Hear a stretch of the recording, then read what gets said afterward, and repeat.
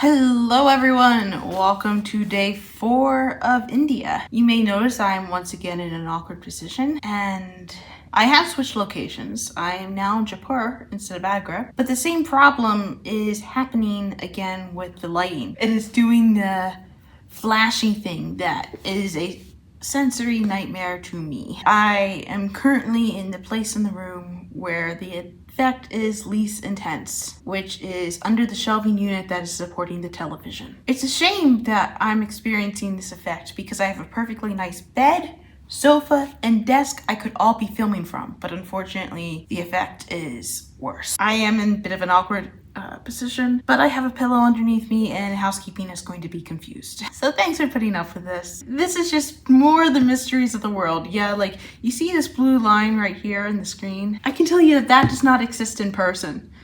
I don't know where that's from. I think I'm being haunted. By what? I don't know. But India is one of the most religious places of the world. It's the homeland of Hinduism, Buddhism, the Sikhs, the Jains, loads of things. I woke up this morning and because I knew I was only staying in Agra one night, I did not have to get too far to get the things I needed to pack because I hadn't spread out all that much. That's going to be the difference for Jaipur. I'm going to be here for about 4 days. This is our last hotel for the rest of the trip. Went down to breakfast and I started looking for things in the buffet and they didn't have as many yogurt-based products. They did have plain curd, as they called it. I didn't quite understand what that was. I had to ask for clarification to see if that was also flavored. There was no lassi. But they had plenty of other food. I tried this really crispy thing that I ended up loving the texture of, and I tried this fried vegetable thing that was really good. They had some pastries. So I had an amazing chocolate donut and this banana bread. It wasn't exactly like the banana bread I had at home, but it hit the spot. They had a banana there too. So I had some bananas as well as the watermelon. I don't think I tried any weird fruit today. The fruit was relatively familiar to me. They had these glasses of like clear green liquid and I didn't know what they were. I was like, that seems suspicious. I don't want to try it unless I know what it is because I didn't see any sign for it. Also with the pastries, they literally had loaves of bread. With the loaves of bread, they had jam and butter and peanut butter and Nutella. The peanut butter was a different brand than what I had at home, so I decided to try it. It was creamy. It didn't have the crunchy nuts in it. And oh, that peanut butter hit the spot. I ended up sitting at a table with a couple other ladies from the group. One of them ended up ordering an omelet from the chef, so the chef came by the table. That lady had also gotten the drink that I thought was suspicious, so I ended up asking her what the drink was, and she said it was a tonic water, and it was used to help promote gut health, digestive health. And I was like, okay, now that I know what it is, I'm going to try it. So I tried it, and it was bland. It was almost like water, but then there was a slight taste, and I didn't know if I liked it or not.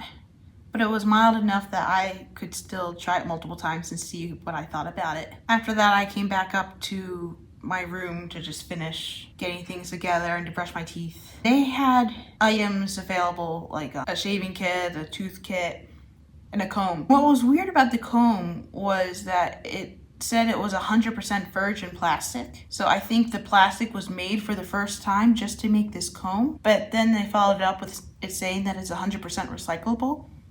And I'm not sure that 100% virgin plastic should be something that should be advertised as a positive. We probably have enough plastic in the world to melt down the plastic and reuse it in order to make new things with the plastic. But I am also willing to admit that I have large gaps of knowledge when it comes to this topic. Who knows? Maybe there's some sort of quality that plastic being made for the first time has that recycled plastic doesn't, but I'd be very surprised if that was the case. I'd be more likely to believe that it's harder to recycle things. It'd be harder to melt it down and re-put it back together multiple times. We came down to the lobby and I saw the colorwork sweater that someone else was working on that she told me that she was doing. She had amazing color choices. It was 2 different shades of purple that looked really nice together and the pattern looked very nice too. We got on the bus and after checking out of the hotel, and before we were going to go to Jaipur, we were going to stop by a tapestry place near Agra. I don't know if it was in Agra or just near it. It's a type of embroidery called sandozi, which I'm going to put the spelling underneath here for you to see. You've probably seen sandozi fabric without realizing you were looking at sandozi fabric. The background is often velvet, and they stitch it in a way that the stitches are embossed, or the stitches are attaching metal coils to the fabric in a raised up way. It looks like a very luxurious fabric. When we first entered, we were brought to 3 people who were making it, and they were working on different styles of it. The way that works is, first they have a design and they draw it out on the paper, and then they punch a bunch of holes in the paper along the outlines. If you're thinking this sounds familiar, you'd be right. This is exactly how the Italians did their frescoes with the cartoons and got them on the walls before they started painting. Same technique. So they take this punched paper and then they put it down, and then they cover it with a white powder, and the white powder's on the fabric, so you can see where you're supposed to be sewing. Then what they do is they start with the outlines. They have this coiled wire. It's gold plated. It used to be straight up 18 karat gold, but it's gold plated now. And it coils around you, like the guy pulled the wire so he could see it was a coil. And they take embroidery thread. As it turns out, the color of the embroidery thread doesn't really matter that much because you can barely see it. But they took the embroidery thread and they pulled it up on one side of the coil and they pulled it down on the other, and it pulled through the coil, so that way the coil was adhered to the fabric. The way they're working it is it's this horizontal canvas stretched by a wooden frame. The person working on it is using both hands. He's pushing it down with one hand on one side and pulling it through with the other hand on the other side. And the hands don't switch sides. The needle switches sides, but the hands do not. From there are these little silver tubes. I can't tell if it was like a metal or an elastic cord, or maybe it was like a metal coated elastic cord, something along those lines. But they're snipping it with pliers to the exact length that they need, and then they pull up the needle, they thread the string through that coil, and then they pull it back down, and that's how they fill in the spaces between the outlines. So they offered to us like, hey, do you want to try it? And I was like,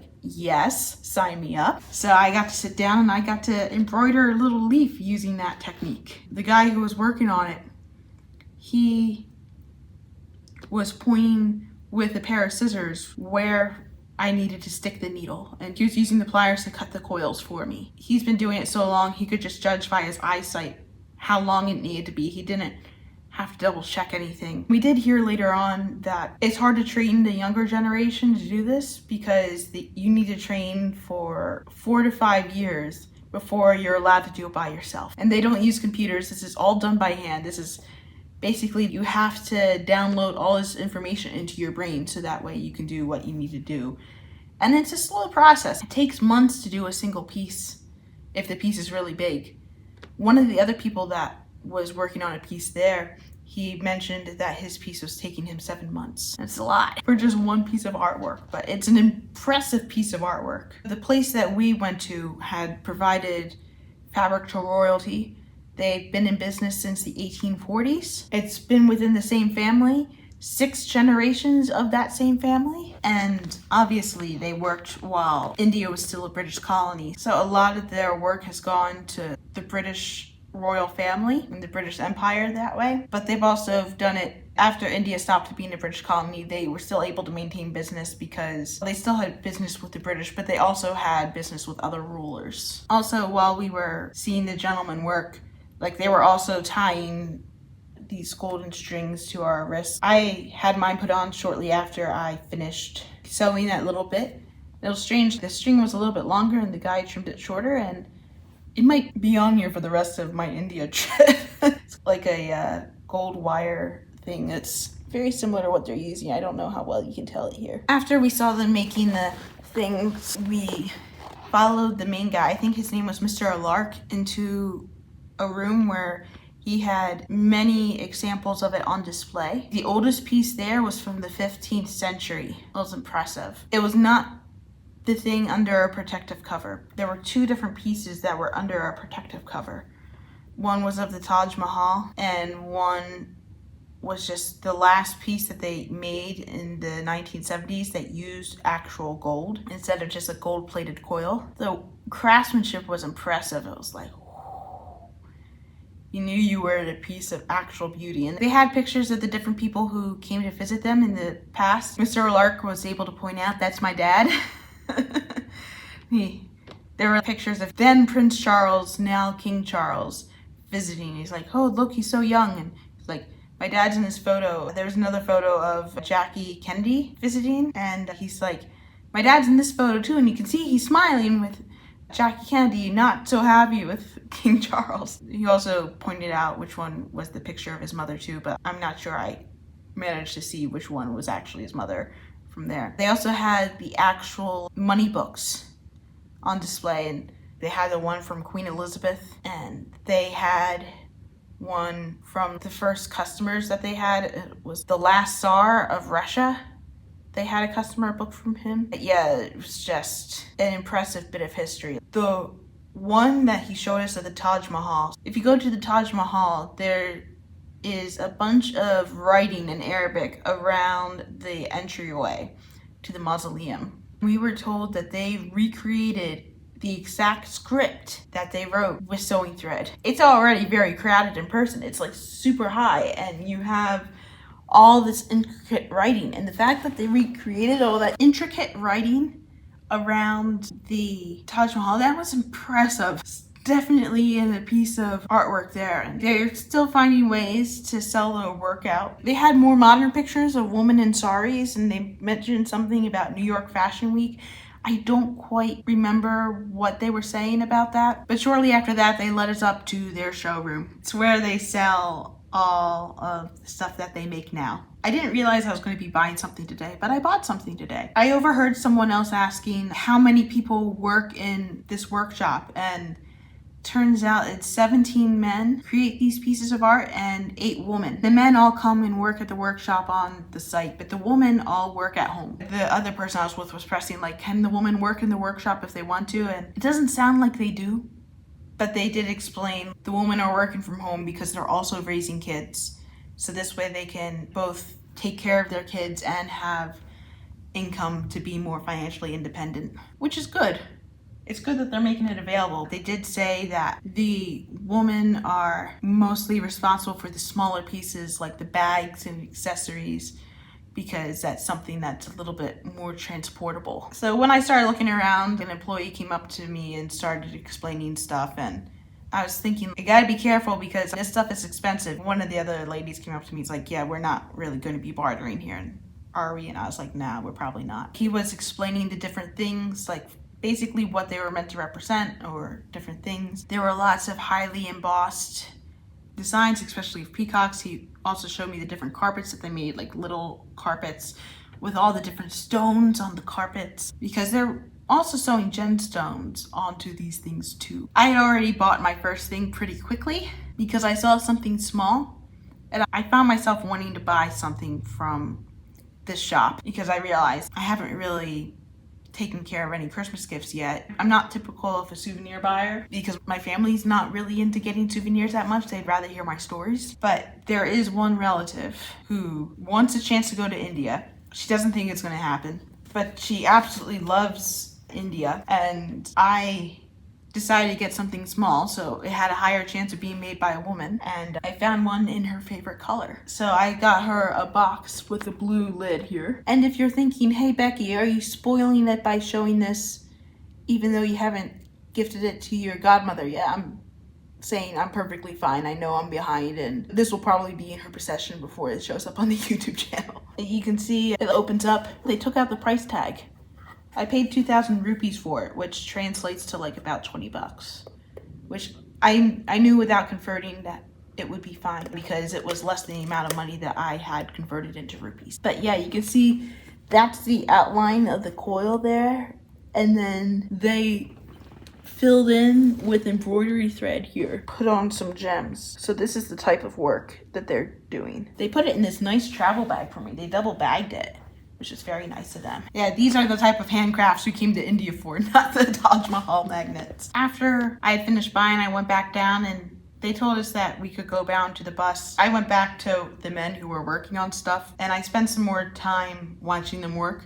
I looked at a different one this time because before there was 24 of us, and we were all crowded around these 3 men in a very small space. But now they had a little bit more room to breathe. And I was looking at the guy who was working on one that was solely embroidery thread, and he's holding this metal tool and he's poking it up and down, up and down. He's just bringing the piece and the thread's coming through, and it's like, this is impressive. So I asked him if he minded if I looked underneath to see what the back of the piece looked like, because I thought, like, is there another piece of metal on the bottom that's getting it? And no, there was no piece of metal on the bottom. He was holding the piece of metal, but there were 2 strands of thread, and he was guiding with his other hand the strand. So the tool that he used, he had an extra one there. It was basically the smallest crochet hook you've ever seen in your life. It was pointed at the end, it was curved, and the point of the crochet hook was sharp.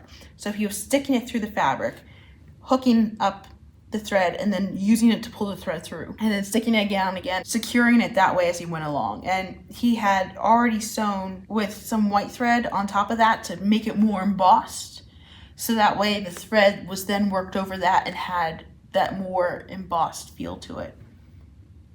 It was absolutely beautiful. We all got back on the bus, and then it was 6 hours to Jaipur. So we had a lot of time looking through the countryside. We ended up leaving Agra and we watched through the countryside. There were lots of farms. We saw cows. I realized now that I've probably seen buffalo without realizing it, because I ended up asking what was the difference between the buffalo and the cow. And it turns out buffalo are completely black, while cows have all sorts of other colorings. And turns out the bulls have a hump on their back. That's why some of the cows have a hump on their back. I did not know that was a distinguishing factor of cows, like of male versus female cows. I ended up asking about how did India cope with the pandemic. It was very similar to how the world handled it, and a lot of the security measures that we had to follow to prevent transmission was released by the World Health Organization. So it wasn't just a United States thing. It was recommendations worldwide. So they were also doing it. For the first 4 months, the country was just entirely shut down. There were people going to the street with a bullhorn saying, "Do not come outside, stay inside your house." And if people did decide to leave their house, they were fined a hefty amount of money. So it was empty, as you can imagine. So empty that wildlife came into the city, much like what happened with the United States with bears coming into the city. India had their version of that too. People who were taking care of the wildlife happened to mention that they saw wildlife they never saw before, because there were a lot less people around that forced them to hide. Then after about 4 months, certain shops started opening up, like the medicine shops and the grocery stores. Well, there's not really a grocery store per se here, but like the food markets opened on a staggered schedule. So they'd be open one day and closed another day. Some parts would be open, some parts wouldn't be. And it was like that for about 2 years. And then they got the vaccine, and now they're back to normal. If someone gets COVID now, it's like no big deal to them. But India was severely hit by the initial waves of the pandemic. The first wave of the pandemic, they lost about 5 million people. And the second wave of the pandemic, they lost about 10 million people, which may not be a huge amount percentage-wise because they do have a population of over 1 billion, but that's still a lot of people to die from the pandemic. Our tour guide didn't have work for 2 years because his full-time job is being a tour guide. But he fortunately was still able to survive through the pandemic because his wife is a government teacher, and India was still paying the salaries of the government teachers during the pandemic.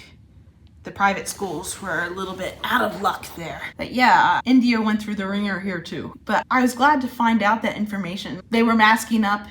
They got the vaccine when it was time. They mentioned what the vaccine was. It wasn't the same company that we had, but they got the vaccine twice. Our tour guide's family had COVID all at the same time. But he did seem a little bit surprised when he found out that a lot of us had vaccine shots like 4 to 5 times. Also, before I forget, something that I would be remiss in not mentioning is another cultural happening. So this may seem pretty obvious for those who had to live through it, but in case you're like watching this video like 10 years in the future or whatever. Today's date is November 5th, 2004. Back home in the United States, it is election day. It is quite a scary election day.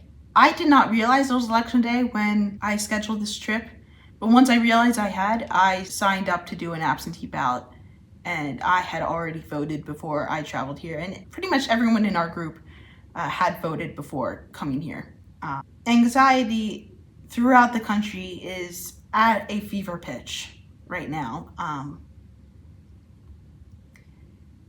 because of the people who are running. This election, no matter how it goes, is probably going to be contested, and one of the candidates has refused to say whether he will accept it peacefully, and it's quite probably he will not, because he was responsible for the riots that happened at the Capitol in January 6, 2021, after he lost his job and Biden became president. The reason why I'm thankful that I'm not necessarily in the United States this week is not necessarily being embroiled in the national anxiety of whether we're going to have an election again. Because if one of the candidates wins, it's likely to be the last election, and we are likely headed to becoming a fascist state. That is not a hyperbole. If the other candidate wins, though, and is the candidate who I put my vote for, we are likely to stay a democracy and hopefully claw back to what we should be doing. I really hope that that's the case, that she ends up winning this election, even though, regrettably, there are people who are going to try to make it harder for her simply because she's not a white man. But yeah, just some cultural context for this trip, but also just letting you know that for recording, even though I'm filming during this time period, I still did my national duty of voting in the election and making sure that my vote was in. Because if I had not voted before I went on this trip and the election didn't go in the way that I wanted to go, I don't think I would have ever have been able to forgive myself. But at least this way I know I did what I needed to do in order to enjoy this trip. Anyway, back to the trip. So about halfway through our drive, we ended up stopping at another hotel, but it was a place where we ate lunch, and our tour guide told us that if we had the chance to try this particular meal, it was mutton curry. He said that that was like a traditional Indian meal, and they can make it not too spicy, so it was like, yeah, why not? Like, if this is a traditional Indian meal, I'm here to try traditional Indian things, so why not? I also made sure to get some nuts, and they had lassi on the menu. They had banana lassi on the menu, so I decided to get that. We all sat around the table, and it was a nice temperature inside. Several of the ladies were under the misconception that rice would be included, but it wasn't, so they ended up having to order rice afterwards, but we were all pretty starving when it came to that meal. It was a nice conversation. We talked about bread, we talked about the food. Our tour guide brought us some jagweed, and he said that that was something that they tried. It was sweet and helps with the digestion, maybe. I tried it. I did not like the taste of it at all. I tried the mutton, and the tour guide told the hotel, no spice for these ladies. Unless they ask for it, these ladies do not want spice. But I also clarified no spice with my mutton curry, and it was a tolerable level of spice. It did have some spiciness to it, a little bit of a kick, but on a scale to 1 to 10, the kick was about a 1, which I am perfectly capable of enjoying. Little bits of meat throughout the curry, and some of it was still on the bone. That part was a little bit off-putting to me. I don't like chomping down on the bone. That gives me the ick. But the mutton itself was very, very tender. It literally just fell apart in our mouth, and like part of it was like you could feel some of the tendons there. But I was very thankful that I had ordered the naan because the curry was an amazing dipping sauce. The banana lassi came first, and it was good. Although it was definitely more like banana candy flavor than it was actual banana flavor.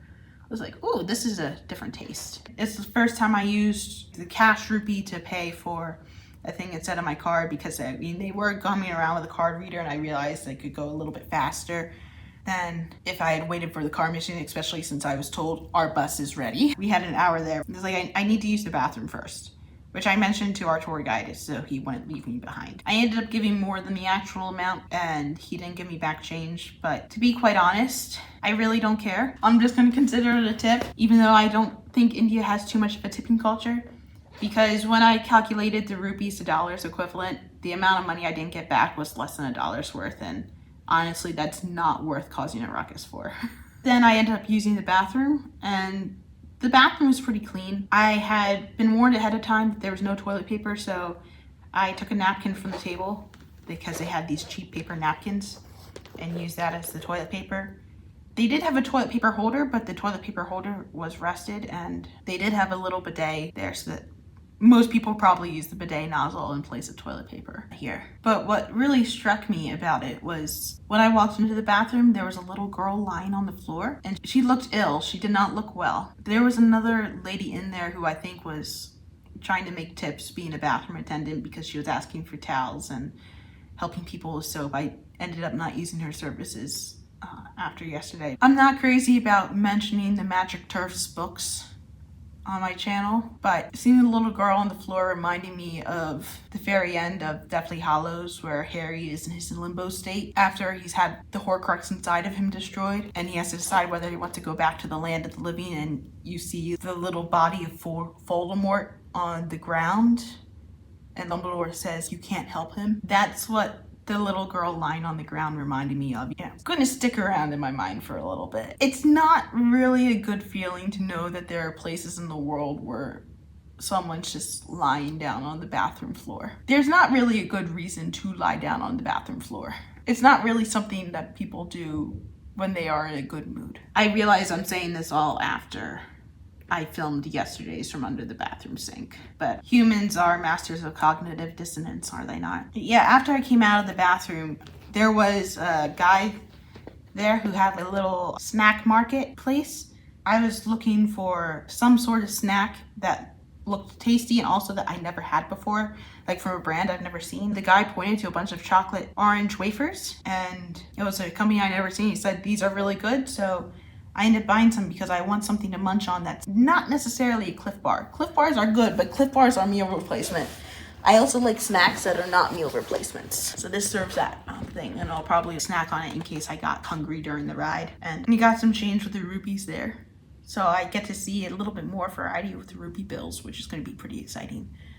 I do have to count how many rupees there are, though, to make sure I have enough for what I want to do later on. Yeah, after that, we drove to Jaipur for the other 3 hours, and there were lots of signs that said accident prone area. So I did ask, and I'm not sure if I got quite a straight answer because I'm not sure he understood my question. It's like there was a sign, like I don't know if the sign was put there because someone was afraid they would have an accident and so put it there to avoid it, or if there had been a certain amount of accidents already happening at that same area, so they put a sign there so that way people knew to be careful. And if the second option is the case, I'm wondering how many times you have to have an accident before the sign goes up. I also did ask if there's such a thing as a vehicle that is not road legal, because I know in the United States there are some vehicles you are not allowed to drive on the road, and yes, there are some vehicles you are not allowed to drive in India.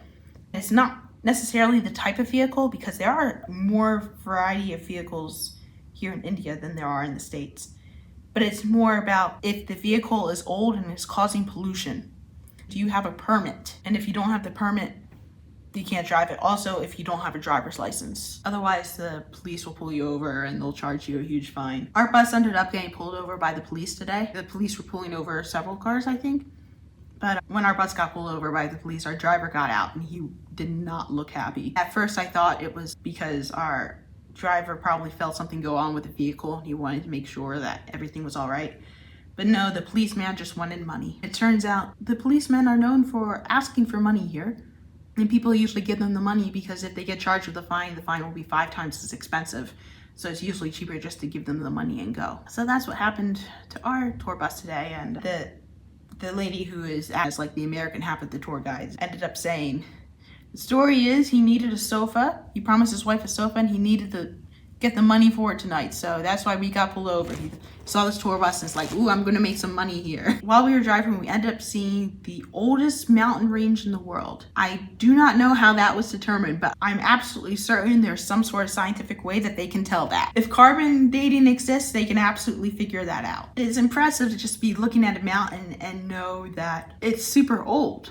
And to think that there's this mountain, it's been around Earth longer than humans have been alive. It's just impressive. And you know what's on top of that mountain?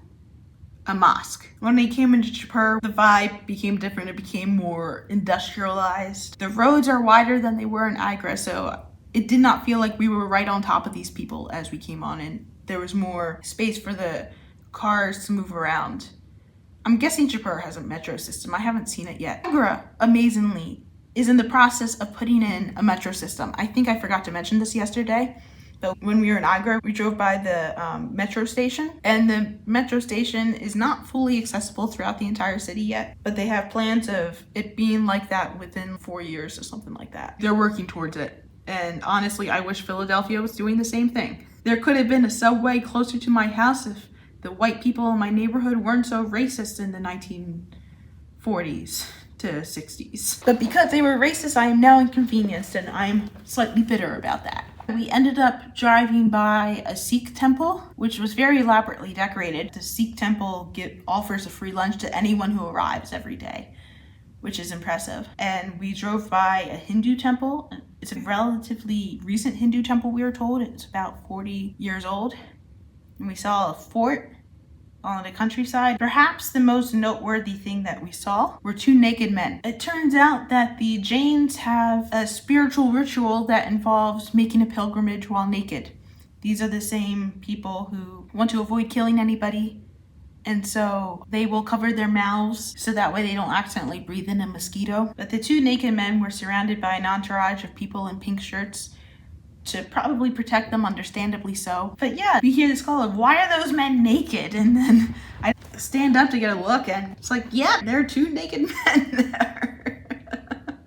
But we ended up coming to our hotel. We got to the hotel relatively early. They welcomed us really nicely, and then we came to the room. So I ended up implementing the strategy of follow someone else from the group, because then we'll find where the elevators are and hopefully they're all connected. But this hotel is bigger than expected, and there's more than one elevator on the floor. There's like over 90 rooms on the floor. Yeah, so I ended up going on the wrong side. But an employee walked us to our rooms, and she walked me to my room. She pointed out where the elevator was, so when I go exploring a little bit later on, I can figure out for myself. Jaipur is the first city in which we have been told, do not go out exploring at night by yourself. Once the sun goes down, do not leave the hotel. It is not safe for women outside at night. I don't really intend to be doing that. It's a shame that you can't really explore like that, but I understand. But yeah, that's been my day so far. It's still pretty early on. We've been told that we have to wake up earlier tomorrow than we've had the previous days because we have some special things planned. But at this point, I'm probably gonna take my medicine, walk my way down to the lobby area, and hopefully run into some other people from the group, because I'm not ready to stay in my room for the entire night. It's like a couple hours to just chill out, fine, but I'm ready to go exploring and walking around because I've spent most of the day sitting. But yeah, that has been today so far. I'm really looking forward to tomorrow. I'm already getting a better vibe from Jaipur than I did from Agra. Like getting closer to the vibe that I got from Delhi, so I'm feeling pretty excited by that.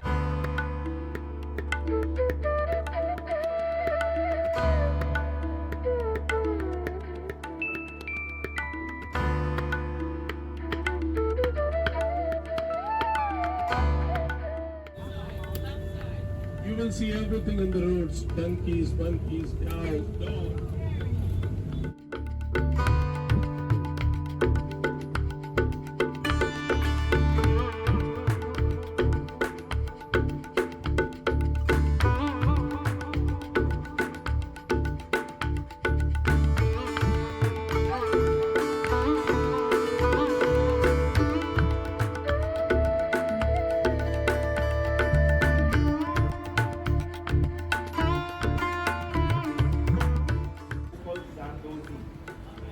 Those is the old Persian art introduced in India in the 16th century, then polished with gold. But until 1970s, we used to use real 18 karat gold or 90% silver.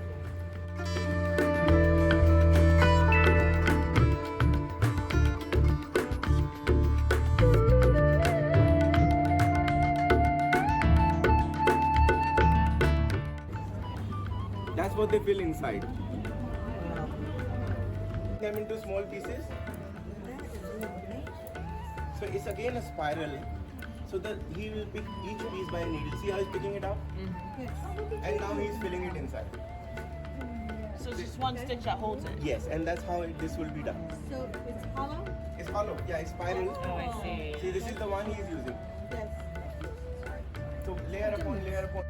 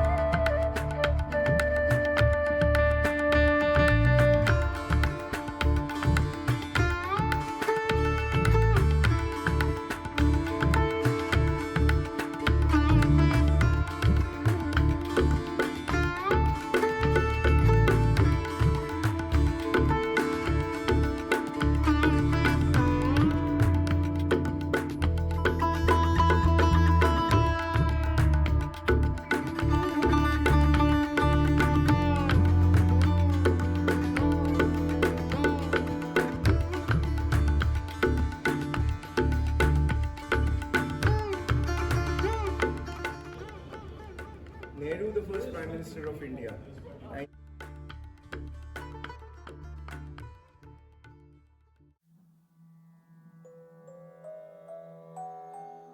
Left is my smiling dad. Doesn't look too happy there. See the difference on his face? I used to be there when I was young. He's around the women. I didn't get a reply from him, but I understand now.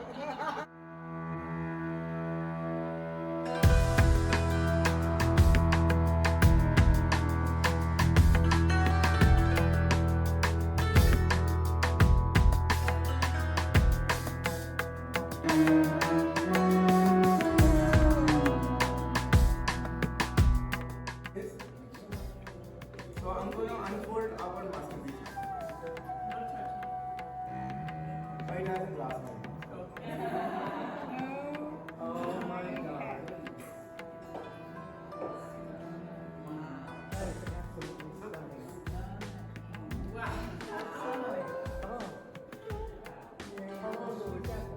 I know it.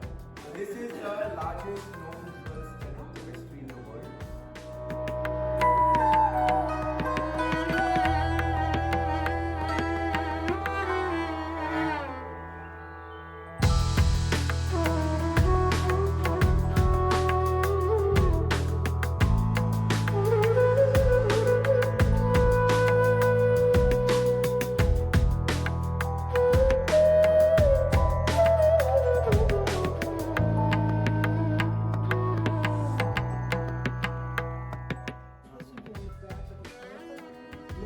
This is the throne. Please come here.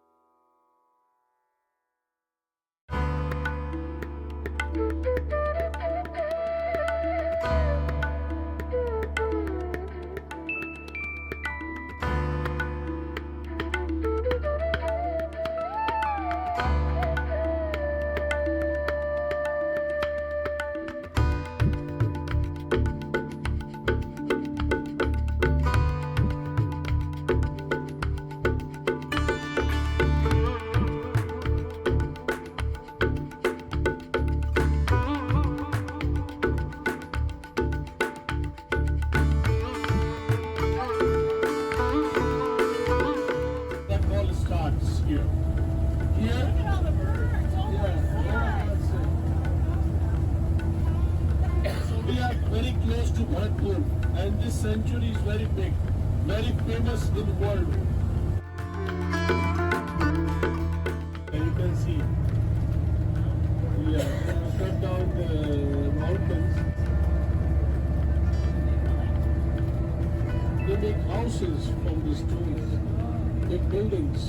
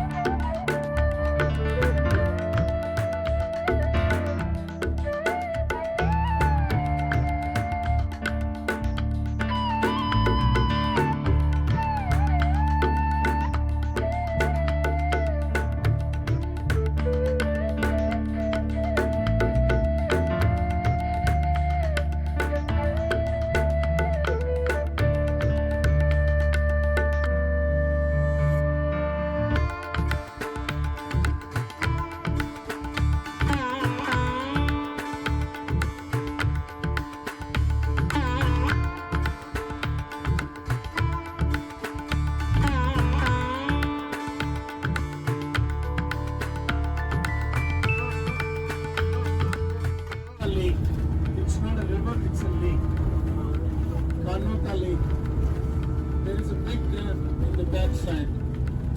The highest peaks of this range is in southern Rajasthan. A place known as Mount Abu. It's a hill station and there we get a lot of rain.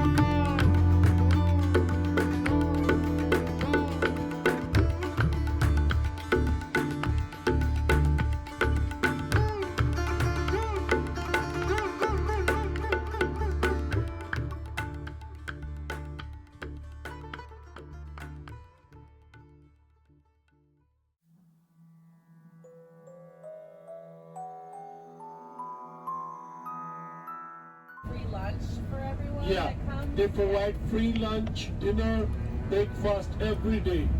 In Delhi, there is a Bangla Sahib.